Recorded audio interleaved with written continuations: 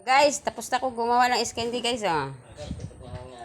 Gumawa ako guys kasi yung papaya namang hinog guys, sayang. Ginawa ko ng ice candy. Yung tanim to ni Madam guys. Ngayon, bumili ako ng gatas ng buy one take one, 60 lang. Ito po. Ito guys.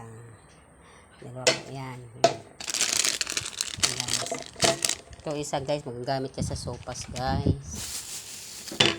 Mamaya guys, gagawa tayo ng bola-bola na tilapia. Abangan nyo guys. Ay, ilagay na natin yung ice candy dito guys sa ref.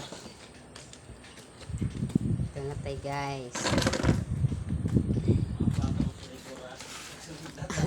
Ito guys, ilagay natin sa ref guys ha. Para pong masarap ang ating ito pong mga laman namin sa ref guys. Kawawa guys. Puro tilapia guys. Tapos na guys, gumawa na ice candy. Bye-bye. Abangan nyo mamaya yung tilapia na may bola-bola. Bye-bye. Salamat.